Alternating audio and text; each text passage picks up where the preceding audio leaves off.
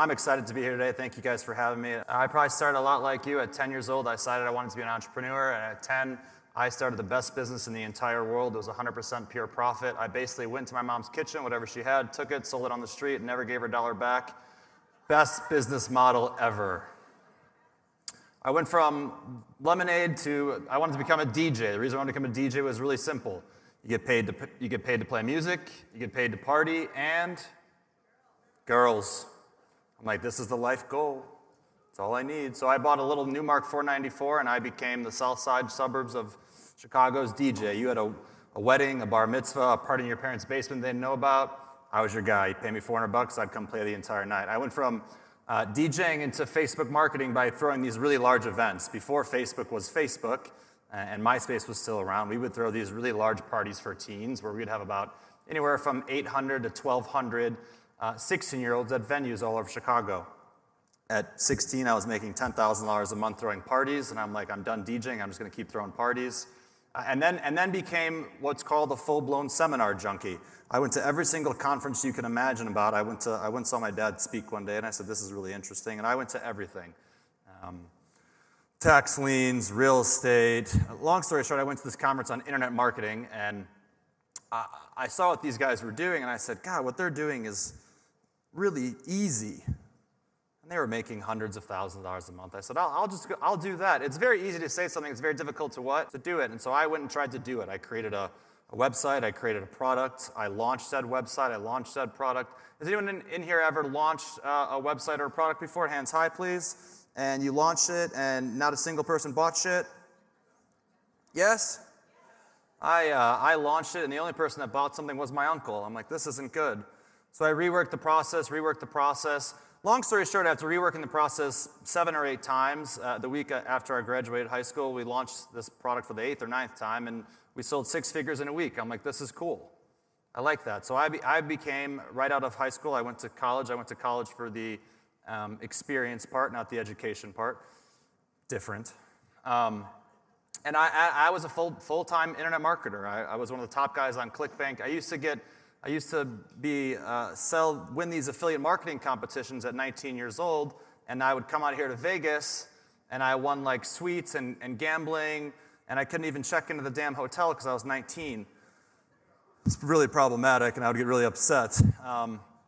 And from 18 to 23, I was a full-time affiliate marketer, launching products, selling my own products, helping people sell their products. 23, I hit what's called burnout.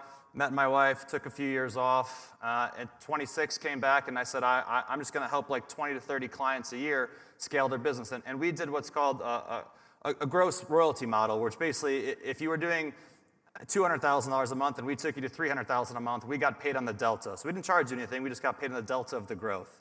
And I did that with around anywhere from 10 to 30 clients per year, everything from helicopter experiences to real estate to you name it, we pretty much did it, right? And then COVID hit, and COVID was like the most interesting. I was still doing speaking and engagements and all that stuff, but COVID hit, and COVID was like the most interesting time of the world. 1, didn't have to travel. That was cool. 2, I've been telling and preaching and talking for years about, if you want to grow a business, you have to sell where?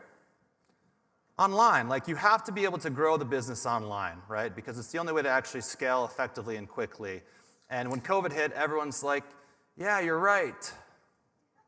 It only took 10 years, but they finally started calling me and said, yeah, you're right. So during COVID, we worked on a software, which a lot of you probably have used today, called Mobex Pro. And the entire concept and idea behind what Mobex Pro was is that we allow you to be able to, 1, communicate effectively with customers and communicate quickly and generate leads quickly, because that's the biggest challenge that people had during COVID was, how do I generate a lead and then how do I communicate with said lead? And we have a model that's completely built on texting. And the reason behind that model is simple. We do not wake up in the morning excited to check our emails. And I would say most people in here probably, how many of you do email marketing still? Meaning you send emails out or a newsletter out or things of that nature, right? And you have a list of 1,000, 5,000, 10,000, 100,000, 200,000, and you send it out and you get less than, someone told me yesterday that, yeah, I have a list of 10,000 and I get a 3% open rate. And I'm like, wow, that's really exciting shit. 3 people or 30 people opened up an email to 10,000. I'm like, that's not good. And so we built an entire model based around text message marketing because the concept is that when you get a text, you get excited. And I think the theory is simple of why email is it's not dead, but it's dying per se. You've had the same email account for how long? Forever, right? And how many things have you opted into over the last 10 years? Everything, right? And so you have so many different offers that you're getting every single day, and your email is just congested. I think if you actually started a fresh email account and only opted into stuff that you wanted to opt into, you'd probably actually enjoy that email account. But the point being is that we don't care about the email as much, and the text, you haven't opted into much yet. In 10 years, it'll be something different. But we've decided the communication model and method is completely focused around getting into the eyeballs of people quickly and effectively. I've had so many different client experiences where someone says, hey, I have 10,000 emails, I have 10,000 phone numbers. Okay, let's do it. Let's do a comparison. We'll send out 10,000 texts, and you send out 10,000 emails, and let's see what happens. When you send out a new text to 10,000 people at a time, within the first 5 minutes, you'll have over a 50% open rate and click-through rate, which is astounding compared to within the first 5 minutes of an email being sent out, you pretty much have nothing. So we've spent all of our time now focused on Mobex Pro, building out a texting platform that everyone can use. It's $100 a month. It's amazing. And I'm here today for a few reasons. 1, Todd asked me to be here, so I said yes. 2, Vegas is a hell of a good time. And 3, to help you guys understand how to sell some more shit. Good? Okay, cool. So every single business needs one really, really simple thing to survive, grow, prosper, and then eventually exit the company. What is that? You need clients. Clients is good, but before you get a client, you have to have what's called the lead. You have to have leads. And so we have to think about, okay, how do we effectively generate quality leads? See, without leads, nothing happens, right? I talked about this a little bit on the panel yesterday. And I think the problem is that when it comes to generating leads online, we get so overwhelmed and confused because there's so many different ways to what? To do it. You have all these different platforms to choose from, and it becomes confusing. For instance, how many people in here have run ads before online? And so I think the confusion comes with that there's so many different platforms. Can I give you some really simple advice? 1, pick one platform, don't pick 4. I think we have this challenge where we want to be on Facebook and YouTube and Twitter and LinkedIn and do all these platforms. You need to pick one platform and own it. When you think of Facebook, Facebook is actually the only mature network. And what I mean by mature network, it's the only network that has every single demographic associated on it. See, what happened on Facebook has not happened on any other platform yet. Somewhat on Instagram a little bit. But Facebook had what I call the grandparent effect. And what happened on Facebook was, and this is a theory that I haven't actually tested myself personally, from what I understand is that when you have kids, your parents stop caring about you and only care about the grandchild. Is this true? That's why I'm holding off. But what happened was that all the grandparents joined Facebook because the kids were posting photos of the kids. And so it's the only network that's mature, meaning that it doesn't really matter what product or service that you have. You can probably run quality ads for it on Facebook. Rule number 2 here, that's really important. So pick one network, right? Really good. Number 2, has anyone ever run an ad for a week? They spent whatever amount of money it is. It didn't make them any money, and they turned that shit off? Yes? Okay. Rule number 2. You can't have an ad run for a week and expect to get results. Just like you cannot go to the gym and expect to look healthy in a week. It takes time see, the goal of an ad is to get people to see it over and over again. If they become familiar with it, they have a higher chance of clicking on it, and then they have a higher chance of buying from you. So we need to understand that it takes time for the ad to actually do its work. Minimum 3 weeks. Actual minimum. Number 2, you need to focus on running ads to highly targeted locations that you know exactly that every single person in said location can afford whatever it is that you're offering. Facebook and all these networks do this trick. They want you to do what are called radius ads. Anyone ever familiar with a radius ad?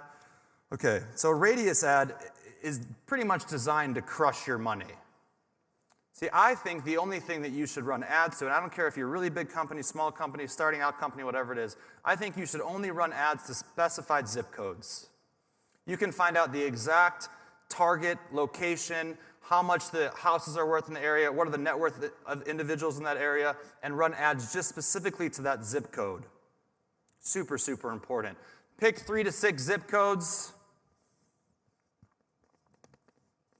and then run that ad for a minimum of 3 weeks.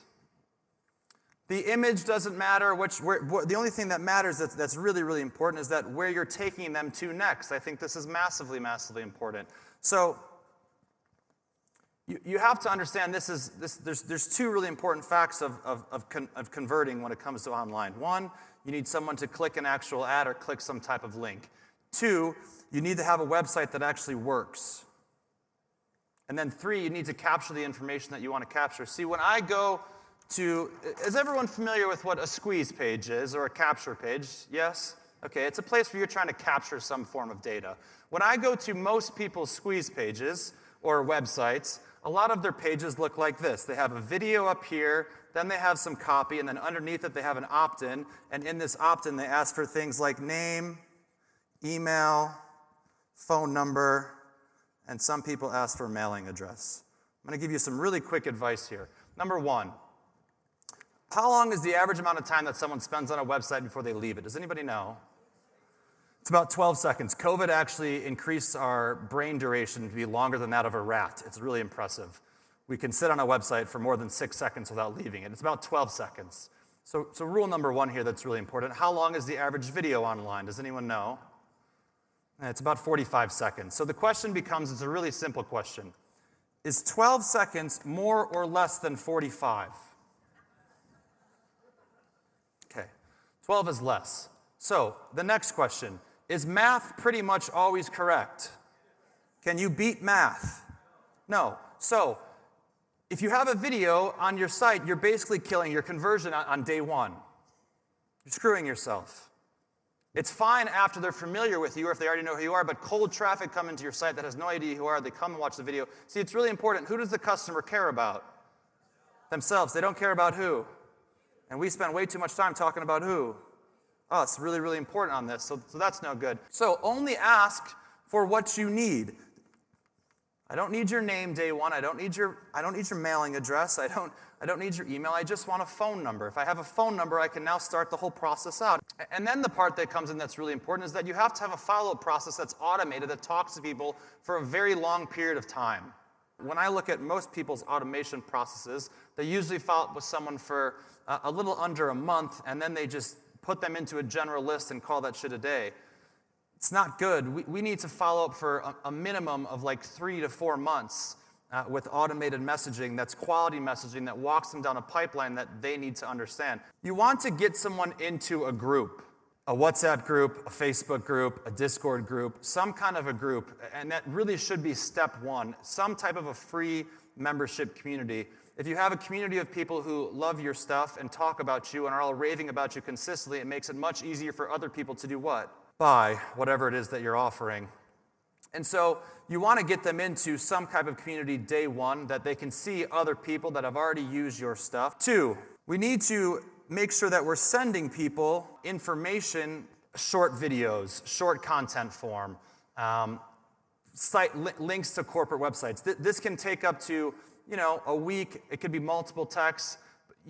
It's really, really important here. The mistake that a lot of people make is that they try and sell too fast. Have you ever opted in for something and within 10 minutes of you opting in, they're already trying to sell you something? But you want to build the relationship up before you ever make an offer. So give them good high quality content. Give them a good community to join. Give them a short video on YouTube. Give them some more other free gift, whatever it is. 3, the next thing that you have to do is eventually, after you've built a relationship a little bit, you want to start to gather more information. And what I mean by this is that you want to send some type of a qualification form, some form of a questionnaire where you ask them the questions that you need to know to decide if they're going to be an effective, good client for you or good customer for your company or not. You want to have a qualification form that asks, okay, now you're finally going to get their name. You're going to ask them the challenges. You're going to ask them the budget. You're going to ask them the timeline, the scope of what they're trying to do. And obviously, you have to cater this towards your industry and towards your niche, but you want to make sure you have that. And then after all of this, on day like 14 is when you finally make a what?